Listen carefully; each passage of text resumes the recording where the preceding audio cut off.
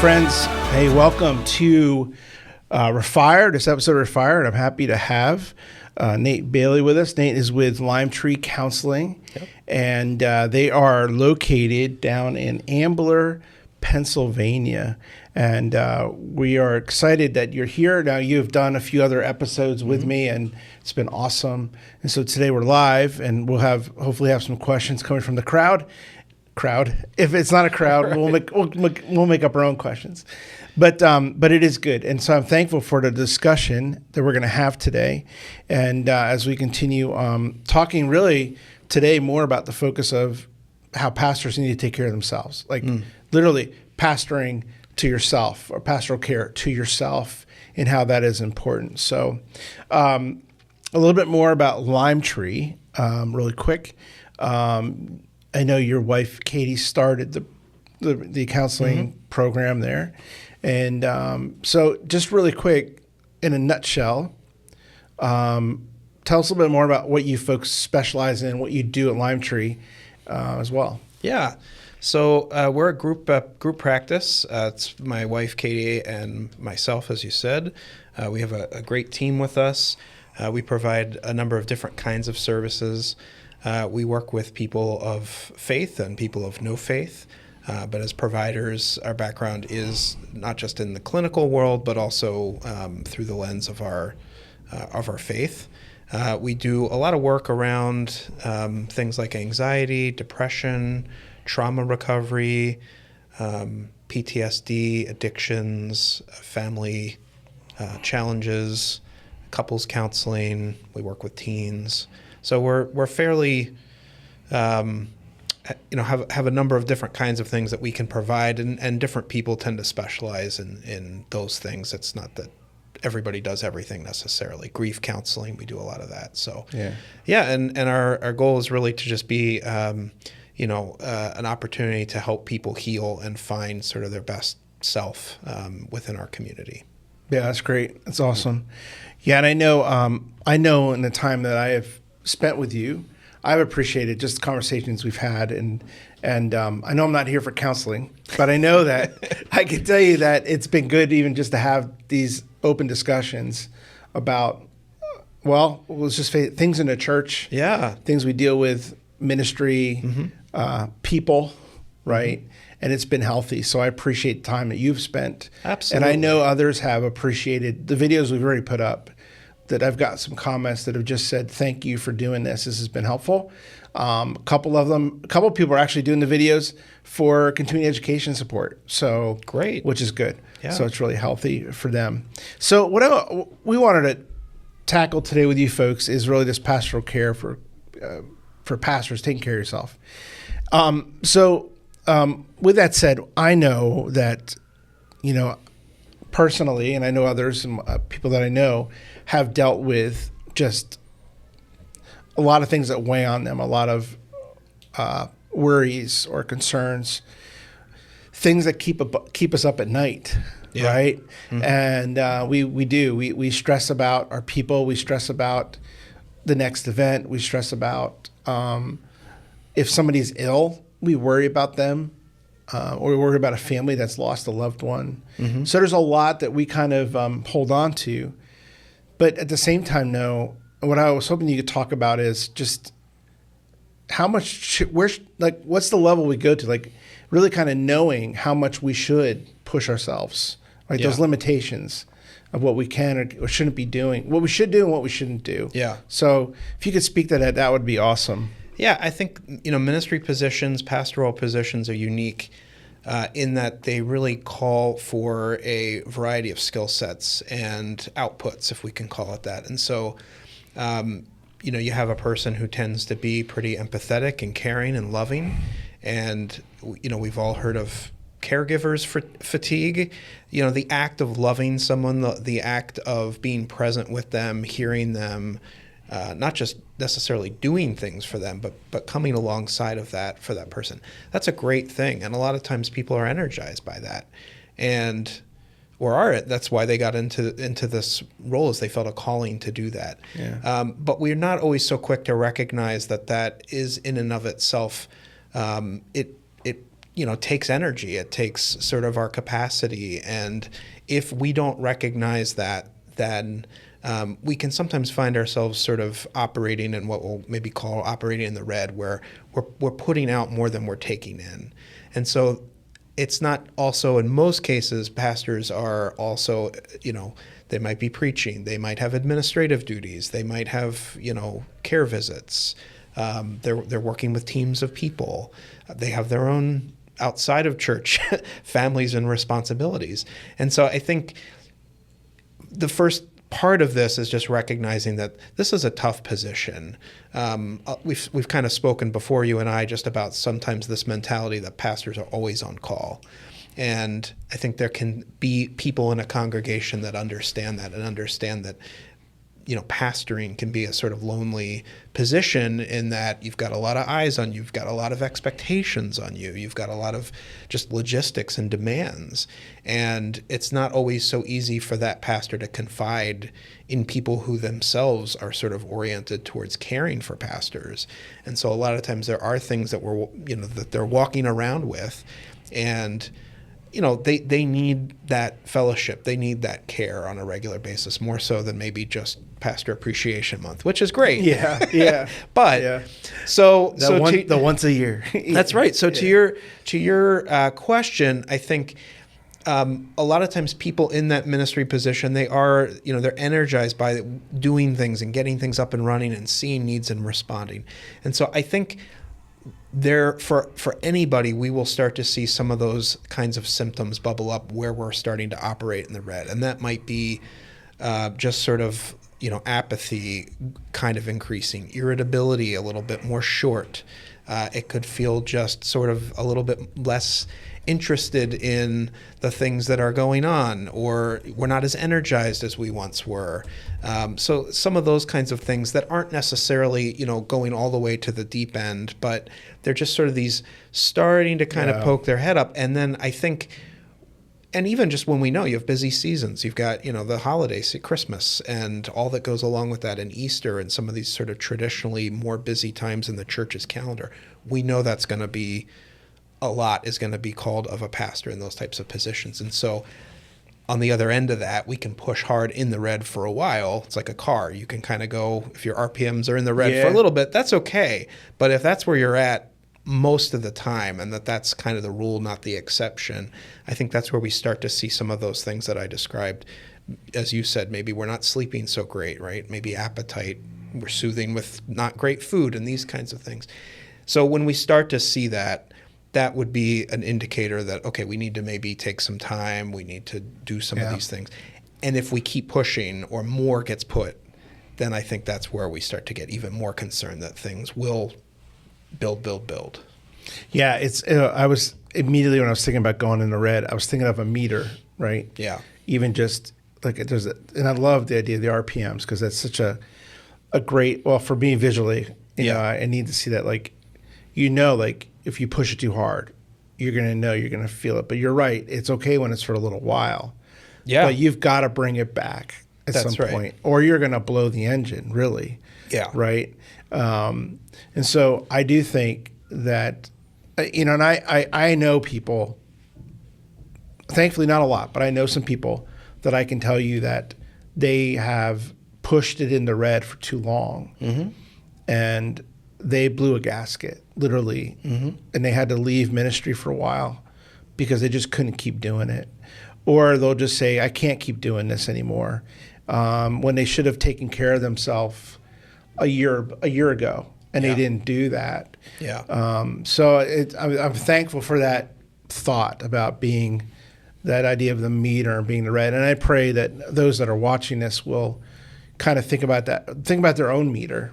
Like, how much can you do or not do? Yeah. I think that's important too. And for those of you that are online watching, participating, please go ahead and please type in any questions or thoughts you might have, and we'll try to tackle them as we go too, as well. I do, we had discussed this in another one, but briefly. But one of the things that you can do to get off that meter is to take things off your plate, right? Yeah. Maybe you could speak to just how do people recognize, like, what are the best things to, I mean, and it might not be in your expertise or in your wheelhouse, but what are things that people can do to think about delegating better? Or maybe they realize, how can they realize a signal like, I can't be doing this? Like, you know what I mean? I don't know. Yeah. So, well, I would say it's kind of like overlaying a number of filters around that. I think the first thing is just to recognize there are limitations on the time. And, you know, I've seen pastors all joke about the 40-hour work week. And it's like wink, wink, nod, nod. We know that that's, you know, a fantasy, that it tends to be, you know, significantly more than that. So I think when we sit down and we really look at, like, what are the expectations on this person, the amount that is typically, you know, expected of a pastor is a lot. So I think we just start with the fact that there will likely need to be some delegation. And that's probably going to look different for different individuals in different situations. But I think some of those filters, it's not necessarily the things that you love you keep, and the things that you aren't so passionate about, those get delegated. You know, I think there's some indication, like if someone has a natural talent to, you know, they're drawn to this, you know, that might not necessarily be something that gets delegated, because that's part of, you know, something that gets them fired up to do that work. But it can't all be like that. So I think the first step is just recognizing delegation is not a bad thing. That's a good thing. I know in some church circumstances, you know, there's not a variety of supports, and so maybe the pastor really is called upon to do all those things. But in those instances, really looking to cultivate a team of volunteers, of people that are there to support. And so I think it's going to come down to the context, and it's going to come down to the pastor and people in the support, if it's a board of elders or you know, however the denomination is arranged, is to have those kinds of conversations about what makes sense. You know, if it's the kind of task that's going to keep the pastor out every night during the week, that's not sustainable. And so there might be an element of a responsibility there that would get delegated out for the purposes of, you know, let the pastor stay at home one night a week or two, right? Yeah. So I think some of those are the decision points around, like, the logistics, the tangible, what is this person gifted at? Not all pastors are gifted at every aspect of church life. They might be more generalists, but there might be areas where you've got someone in the congregation that, whether they're employed to do that or they're just a volunteer, but they're really gifted at that. Let's get them involved. Yeah, and I'll also say this too, that sometimes we are our worst enemy when it comes to thinking that we can just go and do this or do that. Like, we can jump into something, right? Or somebody comes along with an idea. This is where I want to go. Yeah. Somebody comes along with an idea, and you're like, that sounds like a great idea. But I'm thinking, we got to figure out how to make that happen. Right. But what I really should be saying is, I don't have the capacity to do it right now. Yeah. So that's important too, right? Just saying no to things like that. Or not just saying no to something, but saying no to not doing an extra thing. Yeah. You know? We can only take on so much, any of us. So again, back to, we just have to recognize that there is a capacity. And so if something comes along that's a great opportunity, or there's a need, that's fantastic. What are we taking off the plate? Or what are we delegating back to that? Or do we have to make some changes or close the door on something else? Because it's not this just sort of like, yep, I'll just keep doing it. I'll keep doing it. I'll keep doing it. I don't know, for those of you that are familiar with the novel Animal Farm, there's a character in that, the horse. And he's working hard and he's working hard, and he's just constantly saying, yep, I'll just work harder. I'll just work harder. Well, it doesn't work out so well I won't ruin it for you, but if you haven't read it.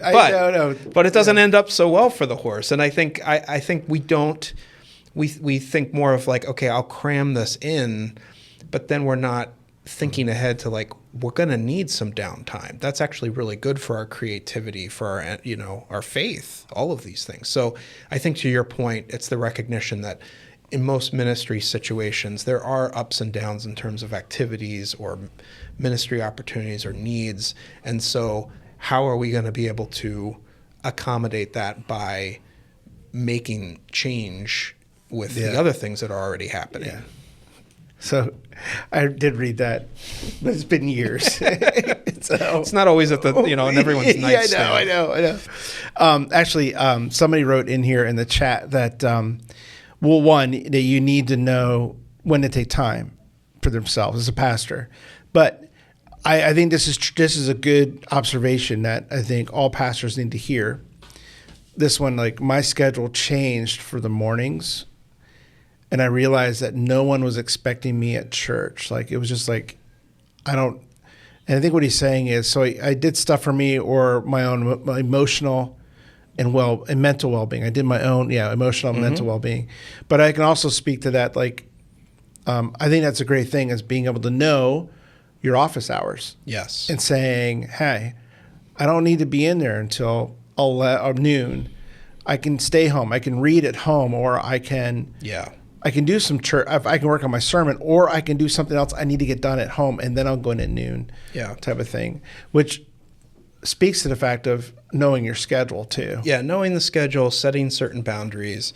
I think in that one comment, recognizing that schedules do change, things can shift, and so it is a good thing, I think, to have sort of a regular opportunity to kind of just take a look at the calendar and revisit it, because just because we've been doing something a certain way doesn't mean that's always the thing that's going to happen. But looking to find that time is really helpful. I had a pastor once told me that they didn't take their day off after Sunday because they were preaching most Sundays, and they realized that first Monday they weren't in a place to really be like connect with family or whatever, because they had been on Sundays, they're talking to a lot of people. So what they would do is they would do more administrative duties on that Monday, so that was that time to just, they were still doing work, but it wasn't involved maybe as much inner conversation or socializing or that kind of stuff. Then once they kind of were able to sort of come down from that and the dust settled, okay, now we'll take the day off, because now they're personally, the way that they were wired, they're able to be more connected now again. And so, I always thought that was good. That's someone told me that a very long time ago, but it stuck with me because it was this idea of, hey, I've tried a few things, what works, what doesn't work, how am I wired, And so, looking for those creative opportunities to set a boundary that just says, yeah, this is for me, this is a really good thing. And ultimately then it's good for our families and good for our ministries. Yeah, and that's the same person just brought up too, like, because they're a solo pastor, and they brought up that they are, they're a solo pastor, and they brought up that they realize that a 9-to-5 office and visitation schedule is probably not the best way to go for them, being solo, because they've got to be, it's almost like I got to be flexible with my time because it's me. Yeah. So I'm going to make time for me and my family, but I'm also going to, do what they need to do over here, that kind of thing. So I get it. So thank you for that. That's good. And then there was another question. I might save this one for the end. This one has to do with about Lime Tree. So don't let me forget it. All right. If we forget it, it's your fault. Yeah. All right. Yeah. So no,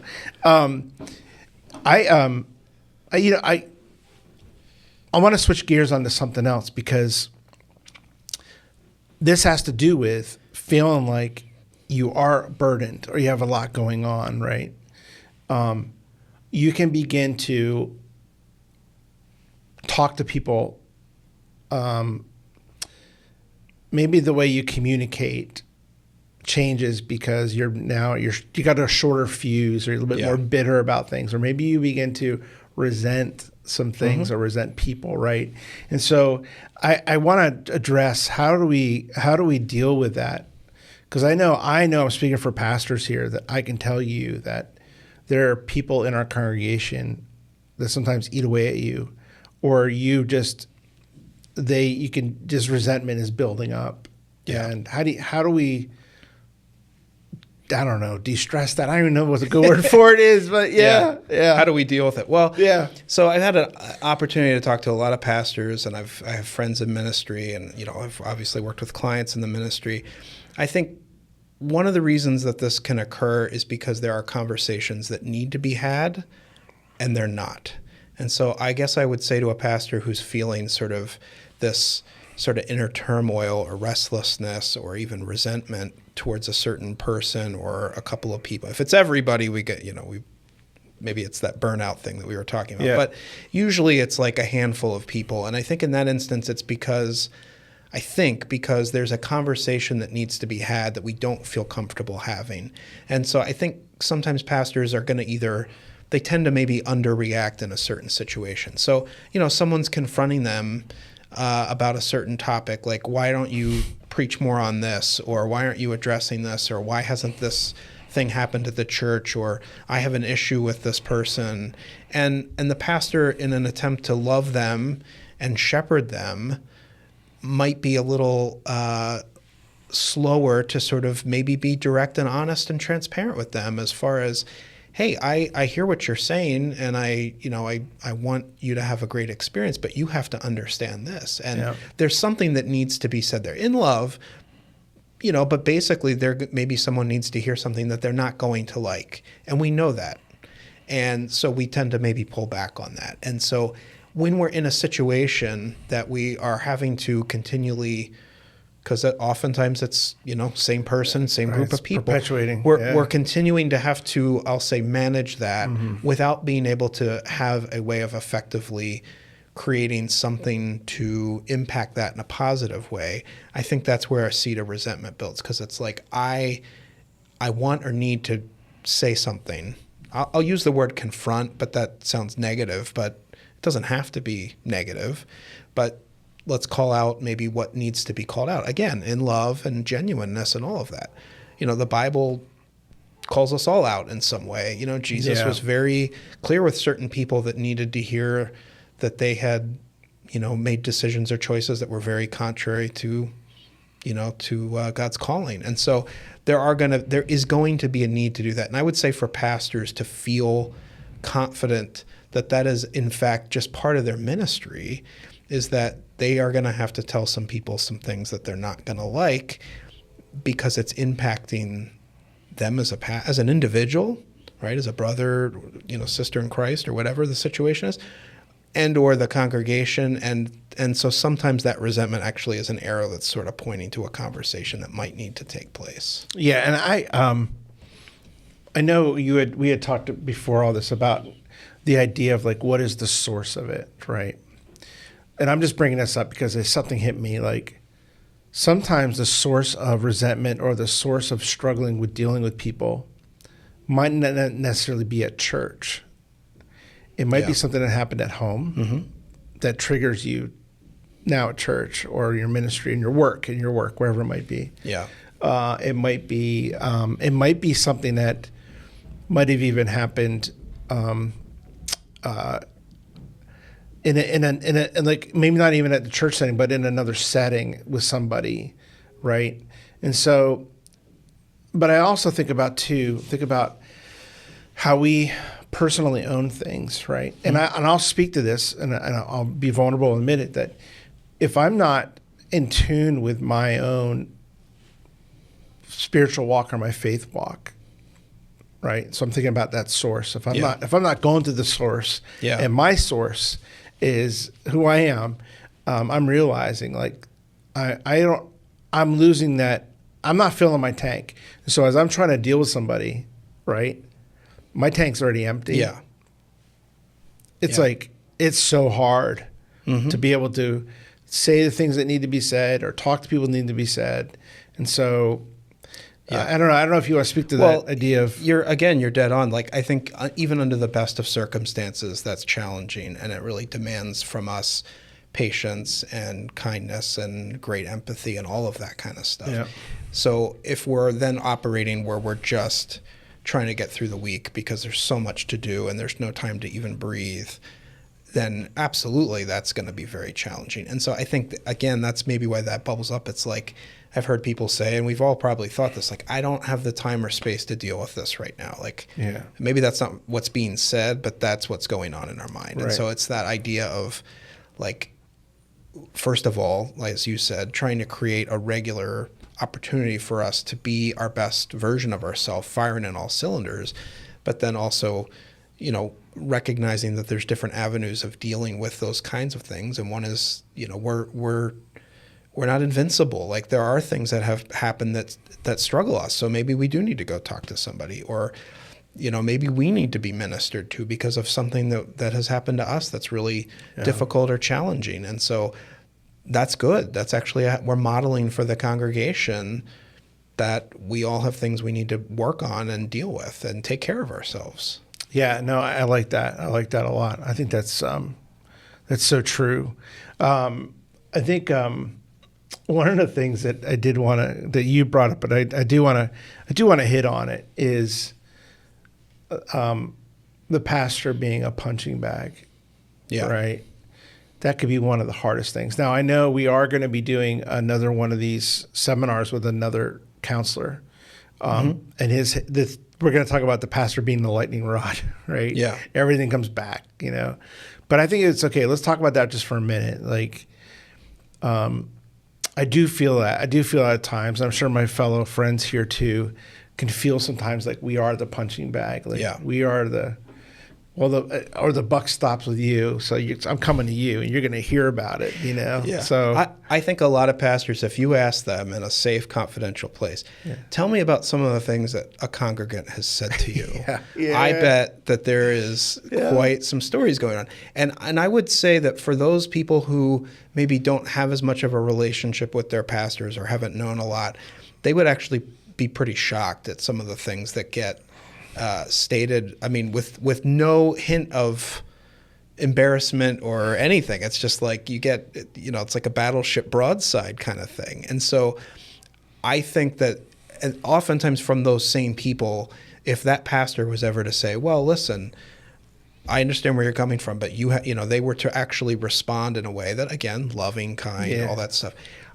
That's oftentimes not received well, because I think there's maybe for some people in the congregation, there's a belief that your pastor's just supposed to, absorb all this. And I think the pastors feel that maybe ultimately one of their job responsibilities is to keep the peace, right? And so out of an abundance of wanting to love and be kind, we're not maybe being as honest that we can. And so I use the term punching bag of like, you're supposed to absorb all of this stuff. Yeah. And as a part of being a loving shepherd, you don't rebuke. I mean, that's a word that we don't throw around a lot anymore. And again, has it been misused at times?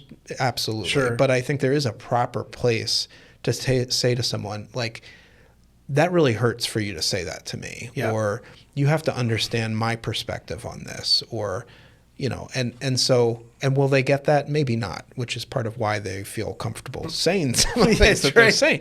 But I think for the pastor to know, you know what, I do get to say these things, and that's actually good for me and good for this person. They may not see it that way, but it is ultimately for their health. And maybe that's something that they need to reflect on and pray over and all of that stuff. But I think the perception of the punching bag says people can treat me any way they want, and I'm just supposed to smile and say God bless you because I'm the pastor. And I don't know that works out so well. No, it's tough, and I can give you an overarching story real quick. Others might appreciate it. Yeah. I can't get into all the details, but I can tell you that it had to do with a family, and it had to do with something that happened years ago now, but because of something that just took place lately, right? And because I confronted somebody on something years ago and had said to them, this is not correct. You should not be doing these kind of things or this way, whatever it might be. Like I was really just calling them out for a good reason. Yeah. But then I got lambasted for it. Right. And so here I am. I'm like, you need to know why I'm telling you this. You might not like it. But then, but it wasn't, the scary part was, and I know others on here can appreciate this, the wagons began to circle. Mm-hmm. Like, it wasn't just that person coming at me. It was a friend of theirs. It was another person. Person. How dare you say those things, right?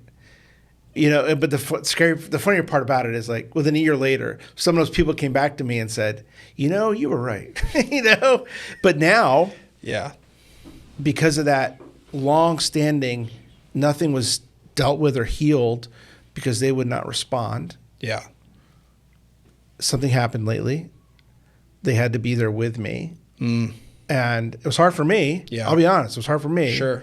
But I know it's hard for them. Yeah.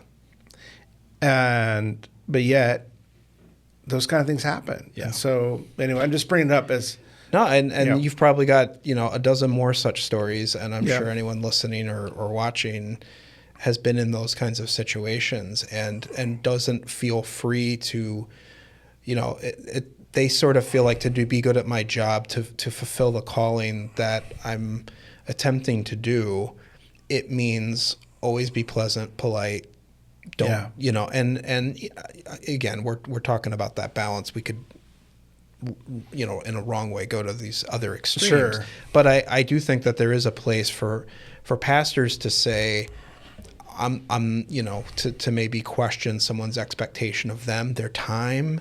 I've heard stories of pastors, get called, hey, you're coming over to help me move this weekend. And it's like, what? Well, you're the pastor, right? Like, Yeah. I mean, that is an actual situation that I know a pastor that got put in a position like that. And, again, like most people hearing this or listening to this that are pastors are like, oh yeah, like, and so where do we say, like, let's get involved because this person needs help, or there's other people in the congregation that can fill that void, or it's a team effort, or where are we really setting the boundary to say, this is, they're saying what they need to say in kindness and in love, but it needs to be said. Yeah. Just really quick, somebody in the chat just was sharing, because we're going back to the about knowing where to find help or know your limitations. Somebody just wrote that they have a great group of fellow pastors they can vent to. Yeah. So, which is awesome, right? Being able to go up and to tell stories or to share, or they said, so I don't blow up at church or elsewhere, right? And bottling it up. So that is healthy, and I get it. So, yeah. Well, there's, as I said, it can be a lonely situation to feel like other people don't understand. So to be able to share that load, I think that's what we're called to do, and find that love and care and support from the people that are also in those positions. But again, that's a good thing. That's a necessity. And so if we don't have that, we have to make the effort to cultivate that, and that's a really good thing. But it's kind of like, for a mason that needs a level, pastor's going to need a group of people that are regularly checking in and want to hear the hard things as much as the good praises. Yeah. And yeah. Yeah, no, for sure. I can appreciate the tool usage there of the level, right? Because keeping in balance, and it's so hard at times keeping in balance. So I appreciate that, because I think that is true as well. And I can speak for this person as well, because I'm in that same group, and I know what it's like to be in American Baptist churches of Pennsylvania and Delaware. We have these leadership learning cohorts or groups for pastors to meet and to be able to share. Some of them are different. Some come together and read a book together. Some just come and eat donuts and coffee and just vent. That's our group. And it's a great group, right? Yeah. And it just varies, but it is healthy. So I do appreciate this person sharing this, and I appreciate my group for that as well. Or if something were to happen even when we're not meeting, there's somebody's texting something, or somebody's calling. One of us is calling somebody to have lunch with somebody. Yeah. To just help each other out. That's fantastic. So, which I appreciate immensely as well. So we've talked about I want to go this one. Sorry. We talked about just knowing your limitations, pushing yourself too far, right? Taking on more than you can handle. But we switched it to the fact that sometimes you can bubble over to resentment and, dealing with other people or holding on to anger.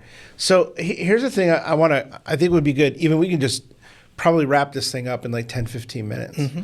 Is not forgetting the question from before. No, I won't. I promise. I promise. His name's George. You put a question in. I will bring it up. Yes. We'll come back to George. So let's talk about that self-care. Yeah. Let's talk about the idea about making that time to take care of yourself. Yeah.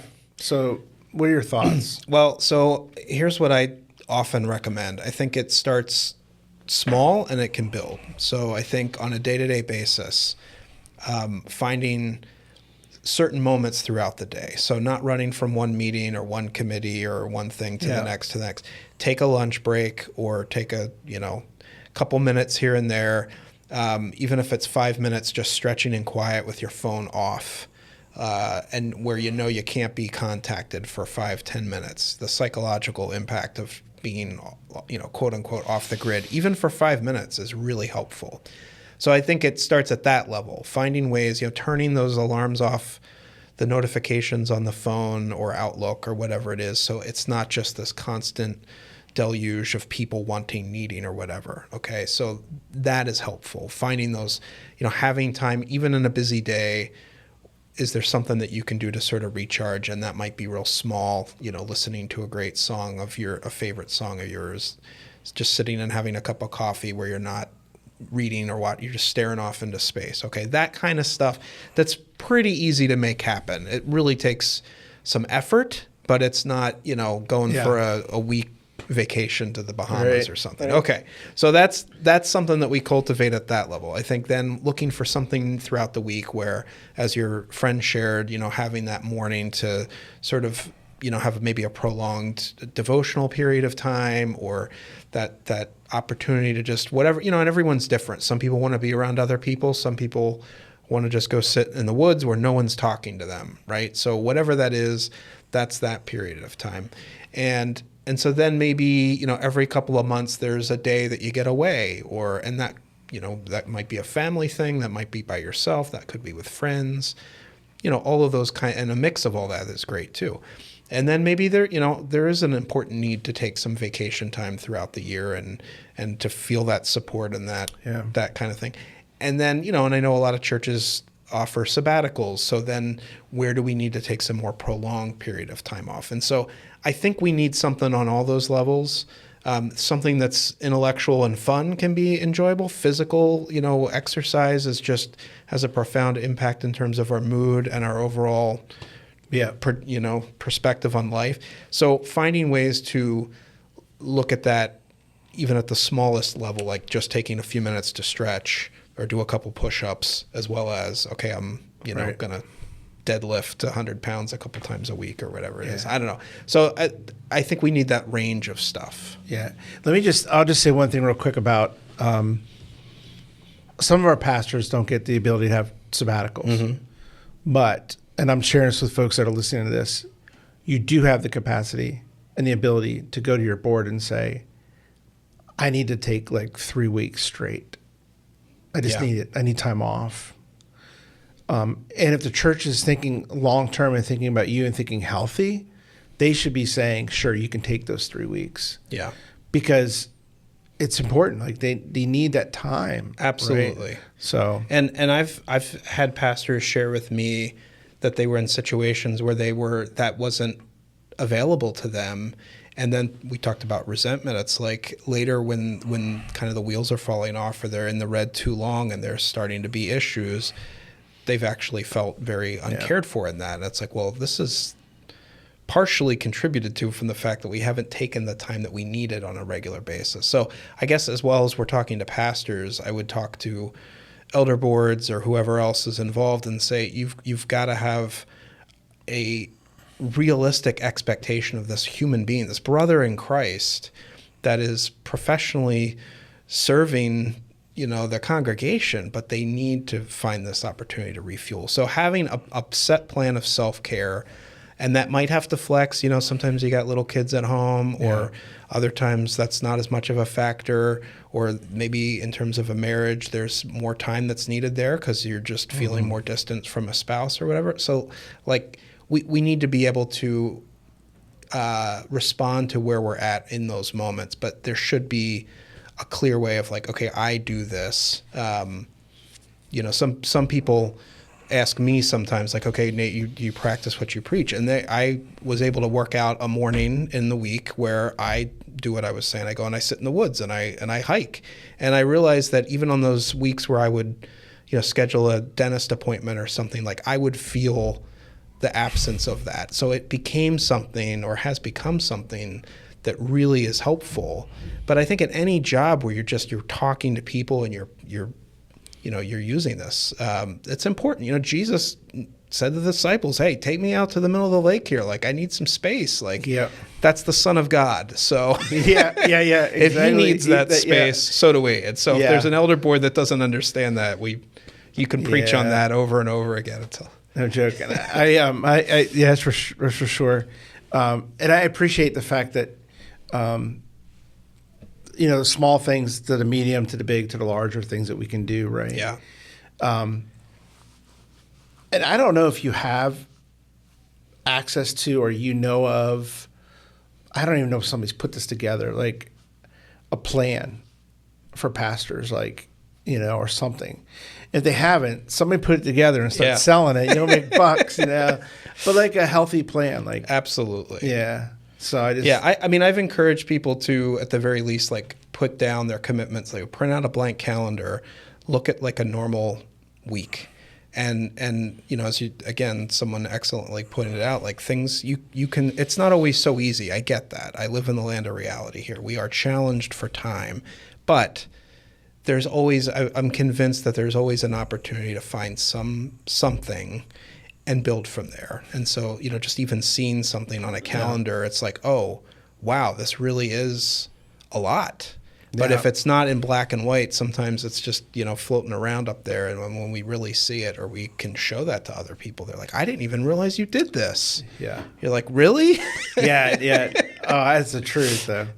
You get called, you get random calls and texts, and people wanting to talk to you for hours at a time. Yeah, that happens on a regular basis, right? I got a call last night at 10:15. Look at that, right? Hey. Yeah. I was like, what's up? I just wanted to see how you're doing. I'm like, that's great. Thank you. Yeah. It's 10:15. I'm trying to take the dog out and go to bed. I'm really tired. Right. Especially after all I did yesterday. Yeah. I wanted to go to sleep, Right. So, I was like random. I was like, wow. So, and so I want to finish with this last piece, which I think is probably, in my mind, it's super important. Mm-hmm. We need to feel okay to say I need help, right? Yeah. Mm-hmm. How do you speak to that? Just, Yeah. Well, I would again say everybody's going to need help at some point. It's not a weakness. It's not, something that we are fearing being judged on. I think we have to accept the fact that we will need at some point to ask for help, and that might be counseling. And that's actually a good thing to be able to deal with that. I've had many people over the years say, gosh, I wish I'd done this a long time ago, because I think that there is an inherent value in, coming in and talking to someone and being able to unburden or just dump this stuff and maybe process through a number of things. And that doesn't mean that you're going to be there for 3 years, right? It might be a handful of sessions or whatever, or whether it's not counseling, maybe it's just admitting and being honest and transparent with someone that's close to you, that's safe, that you're really struggling. I think that's, that's the old cliche of admitting is the first step kind of thing. But it's a cliche for a reason, because if we're not putting the value in sharing that with somebody else, then we're probably not doing anything to really realistically, find healing or work on this issue. So, and get the help you need. And get the help. Yeah. Yeah. I feel like it's always that willingness to say, I'm going to take that first step. And sometimes when you take that, you might be in a place where you're like, if I do this, this is going to open up a can of worms. If I say this is going to open a can of worms. Yeah. But man, once you find that, once you do open it sometimes, there's like a relief. Yeah. And there's a stress that comes down, because now I'm not the one just holding on to this. Somebody's helping me through it. That's right. So I think that's valuable. And I would say, even if it opens a can of worms, it's worth doing. And there's aspects of that you cannot control. But what we do know is for sure, not dealing with things or not asking for help, it doesn't age well. No. So no, for sure. I would really encourage people to speak up and to tell someone that they need that, because the alternative is not good. Yeah. That's why I have gray hair. Yeah, no. So let me go to this last thought or question for sure. somebody. And they are actually in, I know where they're located. They're actually in Willow Grove area. Okay. So their question is, with the counseling they offer you, has the organization partnered with churches to offer 5 to 10 hours of therapy for individuals at the church with some sort of I guess we're trying to think of like a group fee, like if we send you 5 people, can there be a discount, like type of thing? Yeah, that's what I'm hearing. Well, we love to partner with churches. You know, we've made we really want to make those referral processes as easy as possible. I would say if you're having thoughts of something like that, you know, reach out. I'm sure our contact information is in there. Yeah. We'd love to talk about maybe what the needs are, what's going on, and find a way to meet those needs in a way that's helpful for everybody. And the point being made is some of these folks won't even give it a chance because of the cost. Yeah. But if there's a way that you do like a bundle deal, I guess is what he's looking for. And that's up to you. I'm just saying that's the question. Yeah, no, I think, again, it would be, we want to have those conversations and see, what can be done and how could we make that work. So, yeah. All right, friends, again, we're just so thankful for Nate for joining us. He is just been super helpful and really appreciate it. And not only this video, but there's other videos that are online right now that you could go watch. But also just again from Lime Tree Counseling, and they're located in Ambler, Pennsylvania. And their website really is just limetreecounseling.com. Again, it's limetreecounseling.com. And you could find out more information there as well. And they have photos of all the counselors there. Yep. So you could pick the one you like that looks the best. We even have a therapy dog, and so if you want to go see Joey, even better. That's cool. If you want to go see Joey, he's there. That's great. He gets a lot of web traffic. So he's that's a good guy. Fantastic. I love it. Thank you so much for having me. It's great to be here. No. I appreciate it, and I just want to make sure there weren't any more questions here. Wait.